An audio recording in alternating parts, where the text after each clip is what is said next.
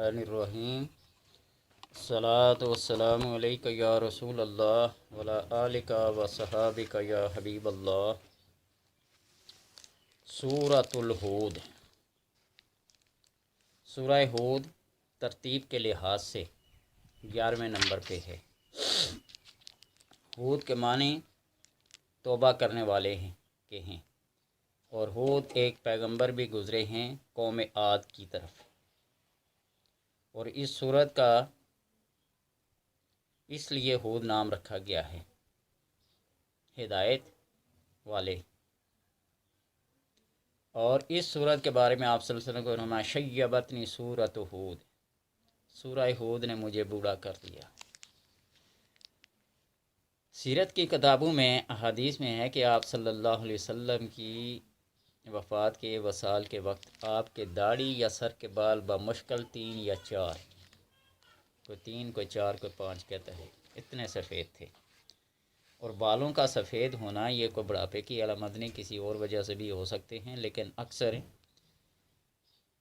جب داڑھی کے اندر کوئی سفید بال نمودار ہو جائے تو پھر احتیاط اور پرہیز لازم ہو جاتی ہے۔ حضرت عمر رضی اللہ تعالیٰ عنہ نے ایک خادم رکھا ہوا تھا، ایک اسپیشل بندہ رکھا ہوا تھا جو روزانہ ان کو موت یاد دلاتا تھا، قبر یاد دلاتا تھا، آخرت یاد دلاتا تھا۔ اور جب ان کی داڑھی میں ایک بال سفید ہوا تو آپ نے اس ملازم کو، اس خادم کو چھٹی دے دی، فارغ کر دیا۔ پوچھا کیا وجہ ہے؟ انہوں نے کہا اب میرا اپنا ملازم، اپنا نوکر ہمیشہ یاد دلانے والا آ گیا ہے، بڑھاپا، وہ سفید بال۔ اور ان سفید بالوں کی وجہ سے اللہ تبارک و تعالیٰ بھی اس بندے سے حیا فرماتے ہیں، اس کو عذاب دینا مناسب نہیں۔ پھر بندے کو بھی حیا کرنی چاہیے نا، کہ اللہ جب مجھ سے حیا کرتا ہے میرے سفید بالوں کی وجہ سے، تو مجھے بھی تو برے کاموں سے، دغا سے، دھوکے سے، فراڈ سے، چکر بازی سے، جتنے بھی ممنوعات ہیں ان سب سے پرہیز کرنی چاہیے۔ تو بہرحال اللہ تبارک و تعالیٰ کی حکمت کاملہ ہے، جس کو جس کام پہ رکھا ہوا ہے، معمور کیا ہوا ہے، وہ کام اس سے ہو کے رہے گا۔ بہرحال شیبتنی سورۃ ہود، سورہ ہود نے مجھے بوڑھا کر دیا۔ وہ کون سی آیات ہیں؟ جن کے وَاسْتَقِمْ كَمَا أُمِرْتَ وَمَنْ تَابَ مَعَكَ، استقامت اختیار کیجیے جس طرح کہ آپ کو حکم دیا گیا ہے۔ کما امرت، بار نبوت اور بار رسالت کوئی آسان کام نہیں ہے۔ یہ اللہ تبارک و تعالیٰ انہی لوگوں کو سرفراز فرماتا ہے جو اس کی استطاعت رکھتے ہیں، جو اس کی قدرت رکھتے ہیں، جو اس کو برداشت کرنے کی۔ کوئی ایک پتھر کھا کے تو دیکھے نا، کوئی ایک گالی سن کے دیکھے۔ انبیاء علیہ السلام کی ساری زندگی تبلیغ و ہدایت میں گزری، کتنی مصیبتیں، کتنی تکلیفیں اٹھائی۔ کوئی عام بندہ ہوتا چھوڑ کے بھاگ جاتا۔ آپ صلی اللہ علیہ وسلم سے پوچھا کہ آپ کی زندگی کا مشکل ترین دن کون سا ہے، تو آپ نے فرمایا وہ طائف کا دن زندگی کا سب سے مشکل ترین دن تھا۔ کفار و مشرکین نے آپ صلی اللہ علیہ وسلم کو وصیت اتنی دی کہ آپ کے جوتے مبارک بھی خون سے بھر گئے، جسم سارا لہو لہان ہو گیا۔ اتنے کو کر سکتا ہے صرف دین کی خاطر، اللہ تبارک و تعالیٰ کے حکم کی بجا آوری۔ اس لیے فرمایا وَاسْتَقِمْ كَمَا أُمِرْتَ، استقامت۔ اس بات نے مجھے بوڑھا کر دیا۔ اور کیوں؟ یوم یجمع اللہ الرسل فیقول ماذا اجبتم، امتی اگر منکر ہو جائے، نہیں ہمارے پاس تو کوئی پیغمبر آیا ہی نہیں ہے، کیا جواب دیں گے؟ امت اجابت، جب یہ کہ بھائی ہاں تم اللہ کے رسول ہو، اللہ کا پیغام لے کر آئے ہو، پھر پیچھے کی طرف امت کے جواب ملنے سے رسول کے جواب ملنے سے جبریل سے لوح محفوظ، سب پیچھے بات کی جائے گی کہ ہاں اللہ کے احکامات پہنچا دیے گئے ہیں جس طرح کہ اس نے حکم دیا ہے۔ بہرحال ہر مشکل گھڑی میں سورہ ہود کی تلاوت کرنا بہت مفید اور فائدہ مند ہے۔ اس کے پڑھنے سے دشمن مغلوب رہتا ہے۔ پڑھے انبیاء علیہ السلام نے کتنی استقامت سے کام لیا، اللہ کی دعوت و تبلیغ اور توحید کا کام کیسے لوگوں تک پہنچایا، کوئی آسان کام تو نہیں ہے۔ پڑھیں دشمن مغلوب ہوں گے، اور اس کا روزانہ کا معمول رکھنے والے پر کبھی کوئی ہتھیار اثر نہیں کرتا۔ ہاں، ہمارے گاؤں کے ایک بزرگ تھے، اسکول کے ہیڈ ماسٹر تھے، بہت مشہور تھے۔ کلاس میں بچوں کو کہہ دیتے تھے بھائی تم نے یہ کام کرنا ہے، تو نے پڑھ کے کیا کرنا ہے، تو نے یہ کام کرنا ہے، تو نے پڑھ کے کیا کرنا ہے، تو نے ڈاکٹر بننا ہے، تو نے طبیب بننا ہے، تو نے حکیم بننا ہے۔ اور واقعی جس کو کلاس میں کہتے تھے آج دنیا گواہ ہے کہ ان لوگوں نے وہی کام کیا۔ میری صرف زندگی میں ایک دفعہ ان سے ملاقات ہوئی، ٹھیک ہے۔ روڈ ایکسیڈنٹ کا وہ حفاظت کا تعویذ دیتے تھے، اور آپ یقین جانیں کہ میرے جاننے والے ایک بندے ہیں، پلازا ہے ان کا، تو ان کی گاڑی کا جو حشر بنا، 2 سے 3 دفعہ ان کا ایکسیڈنٹ رہا، لیکن بالکل اس کو بال تک بھی خراش نہیں آئی۔ بے شمار ایسے عملیات اور تعویذات ہیں، کوئی مانے یا نہ مانے، جس کے اوپر گزرتی ہے بیتتی ہے وہی بہتر جانتا ہے، باقی سب سنی سنائی باتیں ہیں۔ تو اس کلام کا پڑھنے والا، جس طرح ہے نا کنگھی رکھنے والا جیب میں، مسواک رکھنے والا، فلاں فلاں فلاں چیزوں سے محفوظ رہتا ہے، اور واقعی اللہ تبارک و تعالیٰ کرم کرتا ہے کہ محفوظ رہتے ہیں لوگ۔ رسول خدا صلی اللہ علیہ وسلم نے یہ بھی ارشاد فرمایا کہ جو شخص سورہ ہود کی تلاوت کرے گا تو خدا تعالیٰ ان لوگوں کی تعداد جنہوں نے حضرت نوح علیہ السلام، حضرت صالح علیہ السلام، حضرت شعیب علیہ السلام اور حضرت لوط علیہ السلام پر ایمان لائے، ان کے مطابق، اور ان کی تعداد کے برابر جنہوں نے ان کے ماننے سے انکار کیا، جو ایمان لائے اور جن نے انکار کیا، ان سب کی تعداد کے برابر اللہ تبارک و تعالی اس کو نیکیاں دے گا، اور 10 گنا اور بھی بڑھ کر عطا فرمائے گا، اور اس کا مرتبہ شہداء میں کے برابر ہوگا، اور اس کا حساب آسان ہوگا۔ میں روزانہ کہتا ہوں نا کہ قرآن کوئی معمولی کلام نہیں ہے۔ یہ سارے فوائد نہ بھی ہوں جو گن گن کے بتایا جاتے ہیں، دشمن کو مغلوب کرنے کے لیے، فلاں بیماری کے لیے، فلاں جادو کے لیے، فلاں جنات کے لیے، یہ نہ بھی ہو، ایک ہی اس کی فضیلت یہ ہے کہ اللہ کا کلام ہے، اور اللہ کے کلام کا پڑھنے والا بندہ کبھی ذلت اور رسوائی کا سامنا اسے نہیں ہوگا، نہ دنیا کی اور نہ ہی آخرت کی۔ اور آخرت میں تو اللہ تبارک و تعالیٰ اس کے پڑھنے والے کو کہے گا نا پڑھ اور چڑھتا جا اپنی منازل، اور اس کے ماں باپ کے سر پر ہیرے اور جواہرات کا چمکدار تاج ہوگا، لوگ اس کے چمک سے آنکھیں ہیرا ہو جائیں گی، پوچھیں گے یہ کون لوگ ہیں؟ یہ وہ لوگ ہیں جن کے بیٹے حافظ قرآن تھے۔ حافظ قرآن بھی حافظ قرآن ہو رہا، ٹھیک۔ تو یہ باقی کوئی فضیلت ہو یا نہ ہو، بس ایک فضیلت یہ سمجھے کہ یہ اللہ کا کلام ہے۔ جہاں ساری ڈگریاں کام چھوڑ جاتی ہیں نا، وہاں سے یہ ڈگری کام کرنا شروع کرتی ہے۔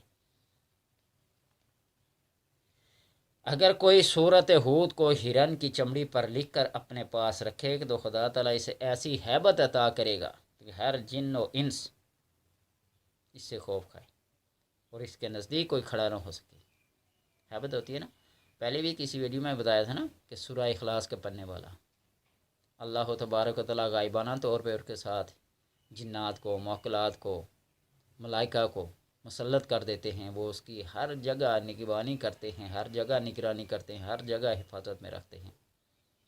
حضرت حسن بصری رضی اللہ تعالیٰ عنہ کے بارے میں بتایا تھا نا، حبیب اجمی کے پاس آئے اور ہارون الرشید کی طرف سے، حجاج بن یوسف کی طرف سے گرفتاری کے سامان آئے، بیٹھے ہوتے حبیب اجمی کے پاس، اور حبیب اجمی کو معمولی شخصیت نہیں تھے، تو ہاں یہ بیٹھا ہے۔ جب ان کو بکنے لگے تو ان کرندوں نے دیکھا کہ او زمین سے آسمان تک کبھی ہیکل ان کی حفاظت کے لیے مقرر ہیں، ڈر کے بھاگے۔ پہلے بھی بتایا تھا تو اس لیے اللہ تبارک و تعالیٰ کا یہ کلام ہے، اور یہ کلام بندے کو بے یار و مددگار نہیں چھوڑتی۔ اذا تحیرتم فی الامور فاستعینوا اہل القبور۔ اللہ تبارک و تعالیٰ نے بندے کی حفاظت کے لیے جنات کو، موکلات کو، ملائکہ کو، کائنات کی ہر چیز کو مسخر کیا ہوا ہے اس کے کلام پڑھنے والے کو۔ جو بندہ رات کو باوضو سوتا ہے، اللہ تبارک و تعالیٰ فرشتے مقرر کر دیتے ہیں اس کی حفاظت کے لیے، وہ کروٹ تبدیل کرتا، فرشتے اس کو کروٹ تبدیل کراتے ہیں، اس کی ہر طرح سے نگہبانی اور نگرانی کرتے ہیں، حفاظت کرتے ہیں۔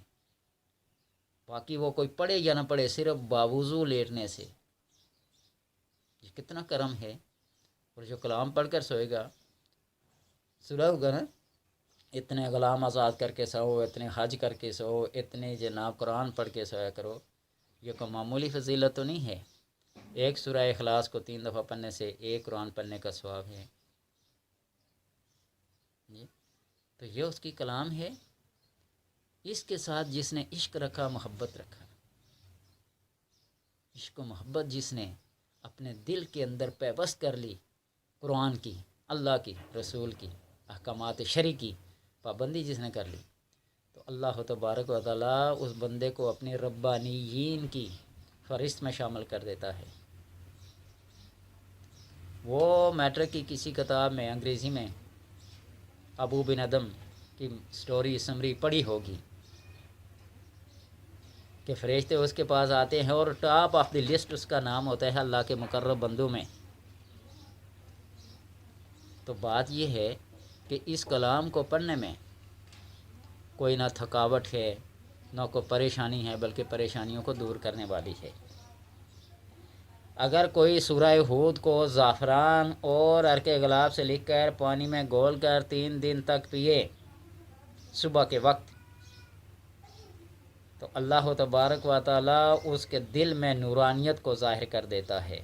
ایک نور ظاہر ہوگا جو اس کو بے خوف کر دے گا، ایک ایسی ہیبت، ایک ایسی طاقت، ایک ایسی قدرت اس کے دل میں پیدا کرتا ہے کہ ہر چیز سے بندہ بے خوف ہو جائے گا۔ وہ دشمن سے، جادو جنات سے، تمام بلاؤں سے، تمام بلیات سے، تمام آفات سے محفوظ رہے گا، آنے والے سارے حادثات سے باخبر ہوتا ہے، اور اس کا مقابلہ کرنے کی اس کے اندر جرأت اور قوت پیدا ہو جاتی ہے۔ کبھی پیٹ پھیرے گا نہیں، کبھی دل کے اندر کوئی خوف اور کوئی خطرہ محسوس نہ ہوگا۔ تاریکی میں سفر کرے، رات کے اندھیرے میں سفر کرے، اس کو روشنی نظر آئے گی۔ سمندروں میں سفر کرے، بالکل خشک راستے کی طرح چلے گا۔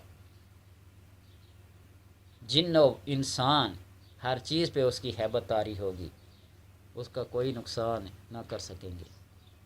اگر کوئی بندہ، میں بار بار یہ کہتا ہوں کہ اگر کوئی بندہ اس کو لکھ نہ سکے تو اس کے اعداد اسی لیے ہیں 5,14,781 اس کے عدد ہیں، 5,14,781 اس کے عدد ہیں۔ اس کا نقش بنا لے، اپنے پاس رکھے، حرص کے طور پر، حصن کے طور پر، حفاظت کے طور پر، تو پھر اللہ تبارک و تعالیٰ تمام ممنوعات سے، تمام خطروں سے، تمام حادثات سے اس کو محفوظ رکھتا ہے۔ لیکن بات یہ ہے نا کہ ہم نے قرآن کو صرف مردے بخشوانے کے لیے رکھا ہوا ہے۔ ماتم ہو گیا، سورہ یاسین کو پڑھ لیا